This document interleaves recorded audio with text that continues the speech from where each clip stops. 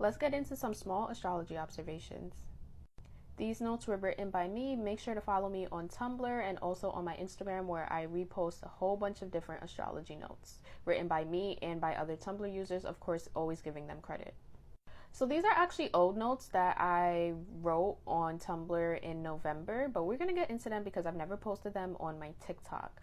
So the first one I have is people with Pluto in the 12th house can indicate having very intense fears, and these fears were likely carried from a past life.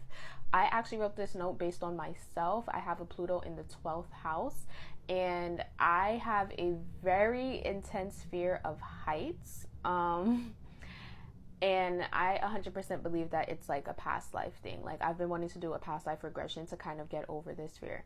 But do I have any other Pluto 12th housers here? Let me know what you guys think.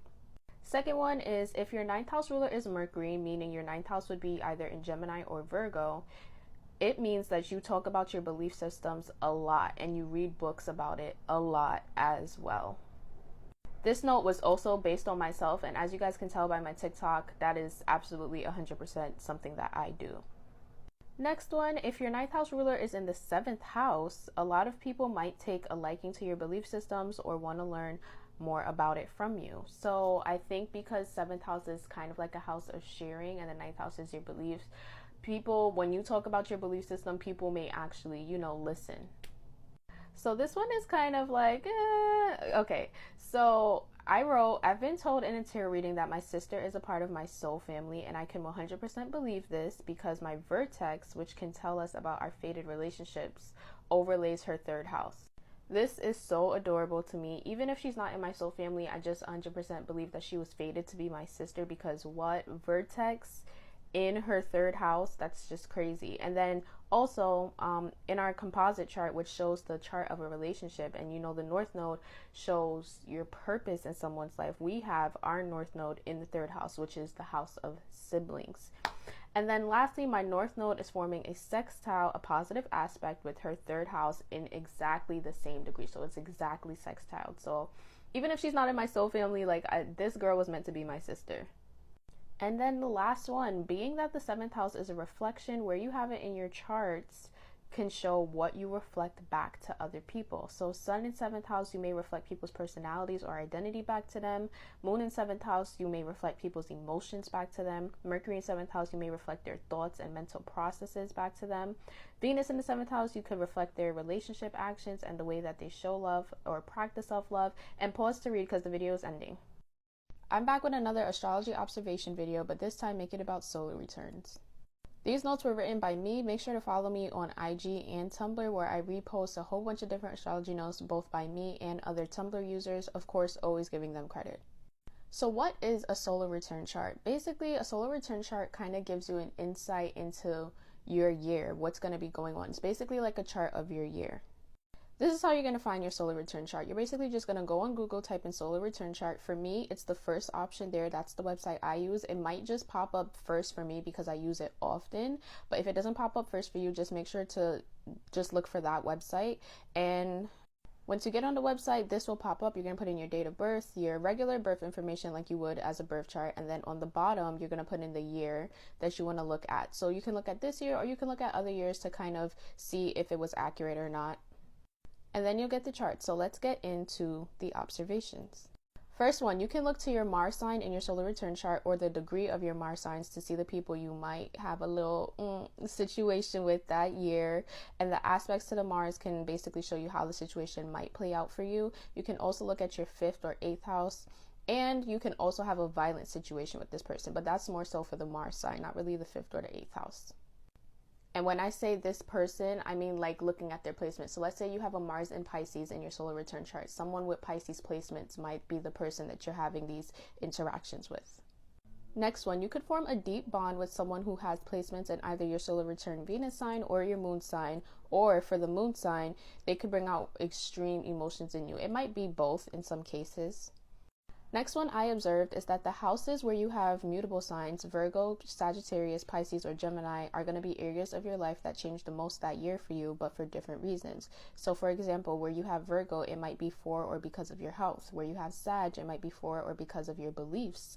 Where you have Pisces, it may be for or because of your emotions. And where you have Gemini, it may be for or because of your knowledge. And now thinking, the knowledge part can also apply to Sagittarius. A Mars in Pisces can indicate a year of getting really addicted to escapism. Vertex or Pluto in Pisces, the 12th house, or a Pisces degree can indicate a spiritual awakening that year. Uranus in Sag, the 9th house, or a Sag degree can indicate disruption or change in your beliefs around or with your higher education. So for example, maybe you always thought you wanted to go to college, then you go to college and then you're like, wait, no, this isn't what I want at all. The 12th house can indicate what you choose to escape that year. And I think what I meant by this was that what you choose to ignore or suppress. And like for part 2. Okay, I'm back with my solar return observations. How to find your solar return chart is in part 1, so make sure you go check it out. These notes are by me. Make sure you follow me on my IG and Tumblr, where I post a whole bunch of different astrology notes. Okay, so having a moon in Aquarius, 11th house, or an Aquarius degree can indicate being distanced from your mother or a prominent female in your life that year, either emotionally or physically, or even both. Cancer on the 5th house cusp can indicate your mom getting pregnant, or you yourself could get pregnant or have a child. Look at your 11th house to see what friendship will play a big significant role in your life that year, someone with those placements. So again, for example, if your 11th house is in Gemini, then someone with Gemini placements might be a friend that plays a significant role in your life that year. And the last one, Aquarius in the 6th house can indicate a really all over the place daily routine that year. So that's all I have for you guys today. Thank you for watching. I hope you enjoyed. Like and follow for more. I am back with some astro observations, so stick around. These observations were written by me. Make sure to follow me on Tumblr and my Instagram, where I repost a whole bunch of different astrology notes written by both me and other Tumblr users, but of course always giving them credit. So the first 2 notes I wrote, in the first one I was saying that with Venus in the 3rd house Synastry, that can indicate the house person buying the planet person a journal. But as I thought about it more, I've had 3rd house Synastry with a lot of people, and in all of these connections, somebody bought somebody a journal, whether it was romantic, whether it was friendship, it was just journal gifting or book gifting all the time. So let me know if you guys have had these same experiences.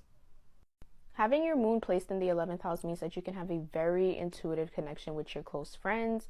And I will give some examples because this observation is based on myself.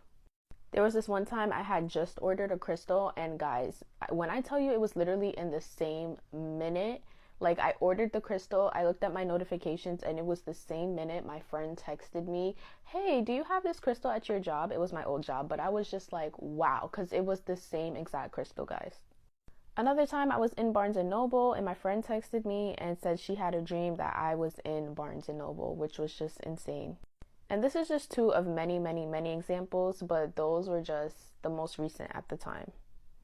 Next one, if you have your North Node in the 12th house, you probably have a hard time connecting to your purpose, understanding what your purpose is, but it's most likely related to spirituality. And if you have your North Node in the 8th house, it's likely to be the same way. These are both houses of hidden things, but in the 8th house, it could still be related to spirituality, but more so like astrology, tarot, occult-like things. Adding on to that last one, in my experience, I have Leo in my 8th house, and Leo should show where your talents are. And for me, it being in my 8th house my whole life, I kind of felt like I didn't have a talent. Like I literally knew nothing of what my talents were until I got into astrology and tarot, and I was like, oh, that makes sense. It's been hidden to me my whole life because, you know, they don't teach these things in school, or they don't encourage these things in school. Having your 7th house ruler in the 9th house can indicate wanting to marry, or actually ending up marrying someone who shares the same religion or belief systems as you. And if the ruler isn't a personal planet, then it's likely to be deeply, deeply important to you, like non-negotiable. The same can also apply if you have Libra or Venus in your 9th house. You just want your partner to share your beliefs. Like for part 2, guys. Okay, continuing with part 2 of my astro observations. Make sure to follow me on Tumblr, Instagram, and also subscribe to my YouTube if you want. Having Jupiter or Sagittarius in the 11th house can indicate that you can easily grow a large following on social media. Having a lot of Mercury influence in the composite chart, so Gemini, Virgo, 6th house, 3rd house, but I want to say more so the Gemini on 3rd house side of Mercury can indicate a very intellectual connection. You're always talking and asking each other questions about everything. You're just always looking into each other's minds.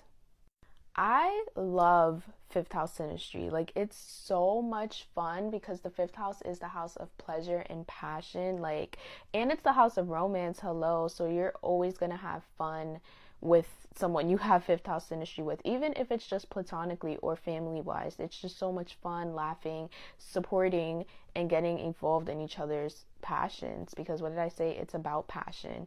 It's just chef's kiss. But adding on to that, everything I said was true in my opinion, but I also have a 5th house stellium myself, so that may be why I like 5th house synastry the most. So theory, whatever house you have a stellium in may be the synastry that you love the most. So if you have a 7th house stellium, you might really like 7th house synastry because it's in your chart already, so you may just feel comfortable with that type of synastry. That's all I have for you guys today. Like and follow for more.